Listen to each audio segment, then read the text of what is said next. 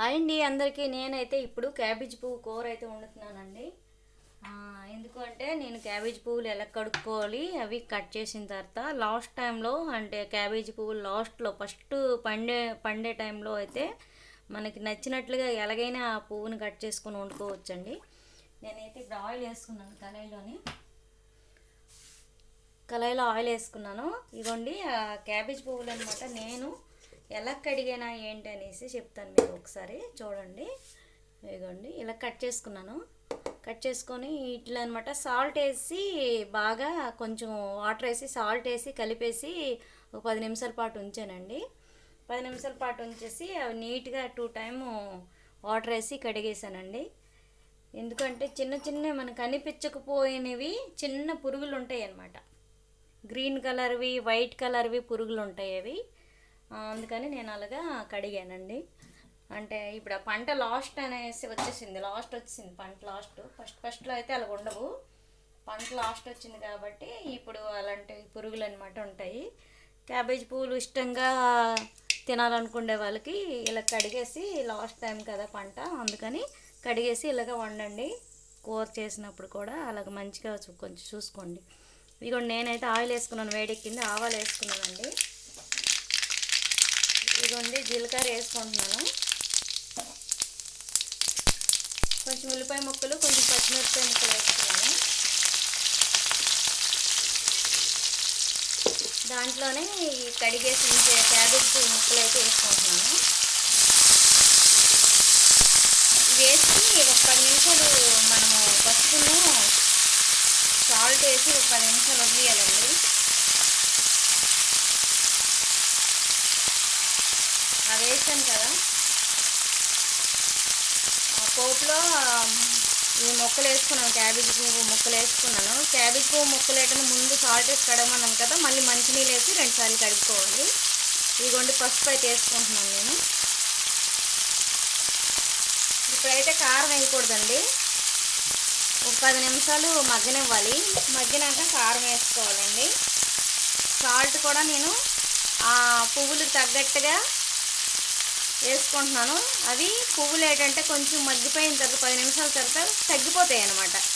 ఇంతగా కనిపిస్తుంది అనమాట, మనకి కొంచెం తగ్గుతుంది. అంటే దగ్గర అయిపోయినప్పుడు కూర తగ్గుతుంది కాబట్టి కొంచెం తక్కువ సాల్ట్ వేసుకోవాలండి. నేనైతే అలాగనే వేసుకున్నాను. ఇప్పుడు దీన్ని పసుపు సాల్ట్ వేసుకున్నాం కదా, దీన్ని ఇలా కలిపేయాలి. కలిపేసి మొత్తంగా సాల్ట్ పసుపు మొత్తం అన్ని ముక్కలకి పట్టినట్లుగా మనం ఇలా కలుపుకోవాలండి. ఇలా కలుపుకున్న తర్వాత నేనేం చేస్తానంటే మూత పెట్టేస్తానండి. ఇలా కలిపేసి సిమ్లో పెట్టుకోవాలండి, హై మంటలో పెట్టకూడదు. పెడితే మనకి అది బాగా మగ్గవన్నమాట. ముక్కలు అలా చూస్తూనే ఉంటాయి, దగ్గరికి అవ్వవు. ఎందుకంటే ఆ ముక్కలు మెత్తదనం అనేది అవ్వవన్నమాట మూత పెట్టకపోతే. అందుకని ఇప్పుడైతే నేనైతే ఒక మూత పెడతాం కదా, ఒక 2-3 నిమిషాలకు ఒకసారి మనం మూత తీసి కలుపుకోవాలండి, లేదంటే అడుగు మాడిపోద్ది. ఇప్పుడైతే నేను ఇలా మూత పెట్టేసి కాసేపు అయితే ఉంచుతానండి. ఇప్పుడు ఈ టమాటాలను అయితే నేను మళ్ళీ ఆ క్యాబేజ్ పువ్వుల లోపలికి నేను కడిగేసి ఇలా పెట్టుకున్నానండి. కడిగేసి పెట్టాను కదా, ఇట్లా అనమాట. ఒక టమాటాని ఒక 4 ముక్కలు చేస్తాను. చేసి వీటిలో కొంచెం ఆయిల్ వేసుకుంటాను, కొంచెం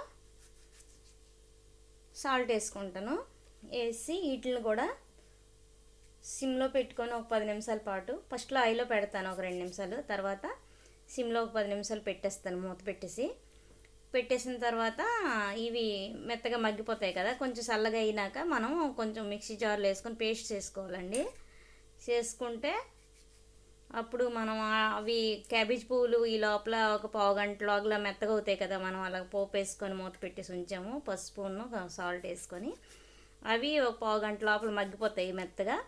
అవి మగ్గిన టైంలో మనము ఇప్పుడు ఇంతలాగా ఈ పేస్ట్ని అనమాట తయారు చేసుకోవాలి.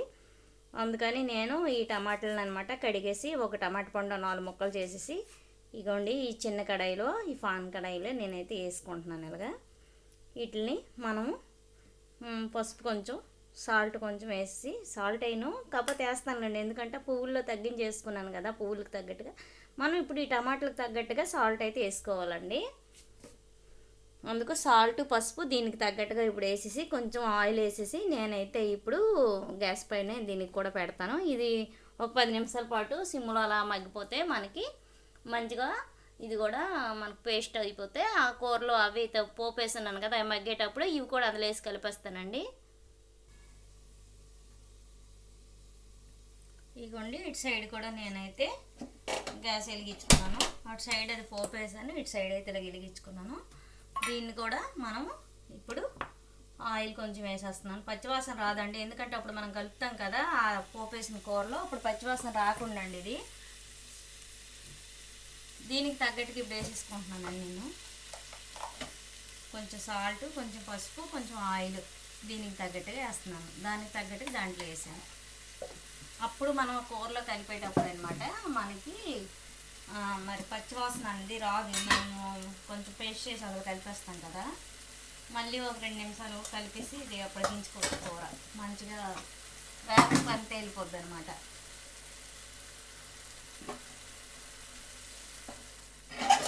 తొందరగా అటు పక్క అది మగ్గినలాగా ఇది ఇటు పక్క తయారు చేసేస్తున్నానండి.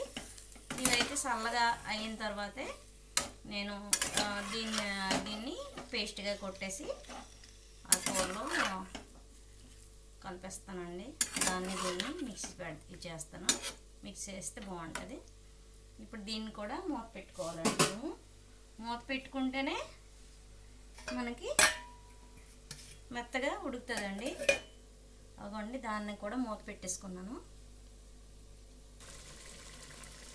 చూడండి, ఈ పెద్ద మీరు అనుకుంటున్నారు కదా, పెద్ద ఏదో కర్రీ వండేసినట్లుగా ఫీల్ అయిపోయి ఇలా చెప్పేస్తున్నారు ఈమె అనేసి అనుకుంటున్నారు కదా. కూర మొత్తానికి టేస్ట్ ఇచ్చేది మనకి ఈ టమాటా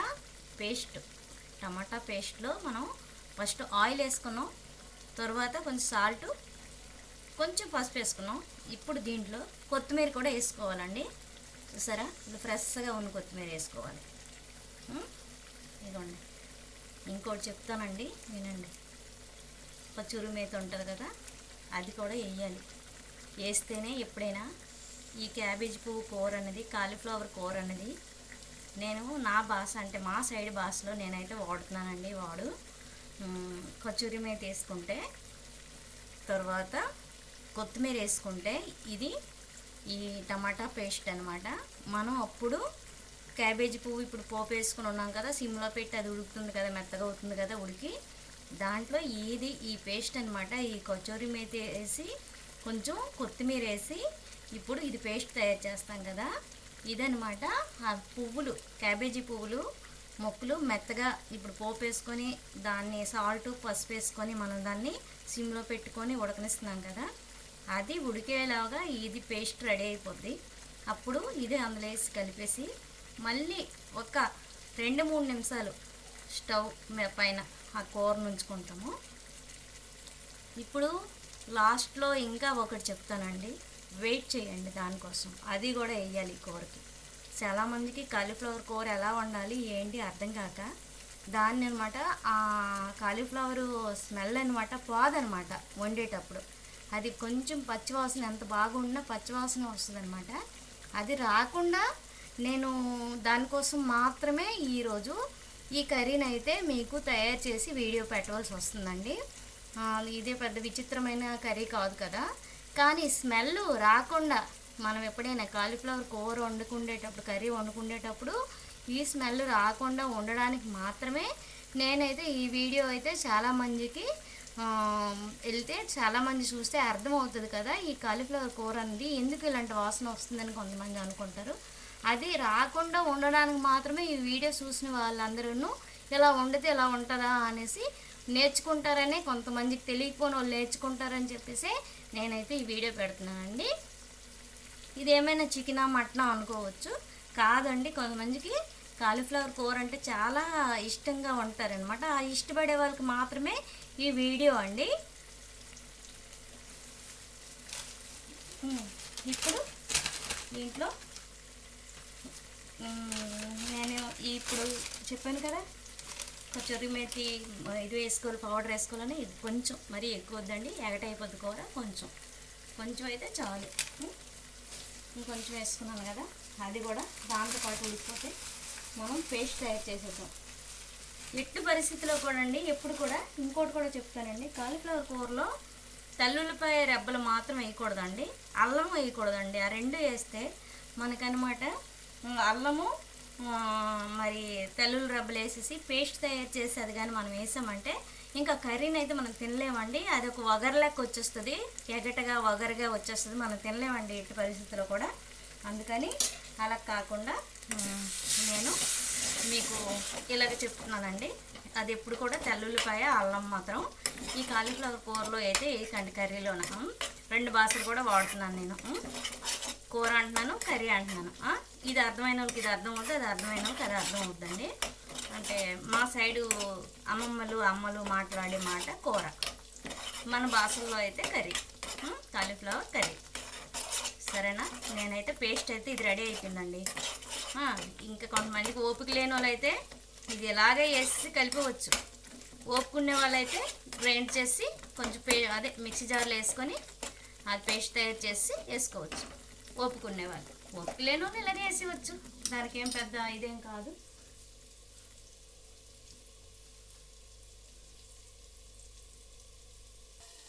ఇగోండి మనమైతే ఇప్పుడు క్యాబేజీ పువ్వులు నేను ఇలాగ ఇందాక పోపు వేసుకున్నాను కదా, మూత పెట్టుకున్నాను కదా, ఇగోండి ఇలాగైతే మెత్తగా ఉడికిపోయాయి.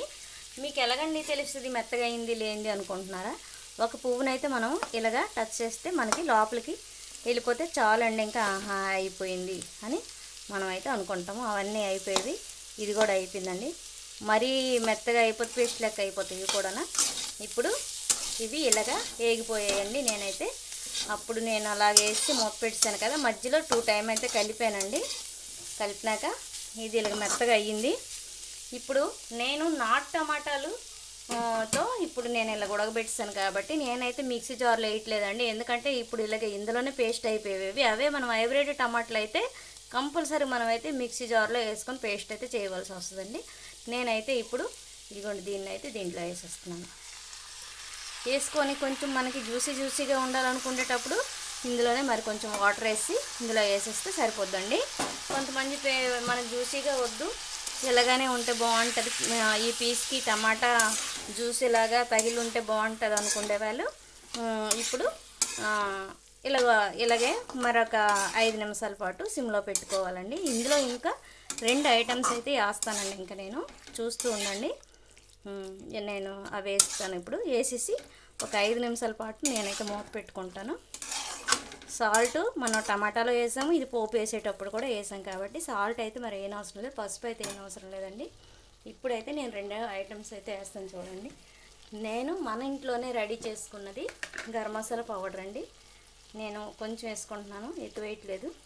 ఇదిగోండి గరం మసాలా పౌడర్ అయితే వేసుకుంటున్నాను ఇలాగా కొంచెం. తర్వాత కారం మనం పచ్చిమిరపకాయలు ఒక 3 వేసాము, సరిపోదు కాబట్టి దానికి నేను కొంచెం లైట్గా కారం అయితే వేసుకుంటున్నాను. కలర్ కూడా వస్తుంది కర్రీ, మళ్ళీ కొంచెం కారం సరిపోదు కాబట్టి కొంచెం వేసుకున్నాను. కారం తక్కువ తినే వాళ్ళైతే ఆ 3 మిరపకాయలు మాత్రమే సరిపోతాయండి, పచ్చిమిరపకాయలు. మనకైతే ఇప్పుడు కర్రీ అయితే రెడీ అయిపోయినట్లే. ఇంకా ఒక 5 నిమిషాల పాటు అయితే మనం సిమ్లో పెట్టుకొని ఇలాగ మూత పెట్టేసి ఉంచేయాలండి. ఇప్పుడైతే మనం మసాలా కారం వేసుకున్నాం కాబట్టి మొత్తం అంతా కలిసేటట్లుగా ఇలా కలుపుకోవాలండి. కలుపుకొని మనమైతే మూత పెట్టేయాలి. దీనికి మొత్తం మనకి టేస్ట్ దేనివల్ల వస్తుందంటే కచూరి మేతి వేసాం కదా దానికి, తర్వాత కొత్తిమీర వేసాం కదా, టమాటా జ్యూస్ వేసుకున్నాం కదా, దానివల్ల కొంచెం చాలా బాగా టేస్ట్ వస్తుందండి. మన ఇంట్లో చాలామంది నచ్చుకొని తింటారు ఇలా చేస్తే. మీకు కూడా నచ్చితే మీరు మన కర్రీ నచ్చిందని చెప్పేసి మీరు కూడా ఒకసారి ఇలా చేసి చూడండి.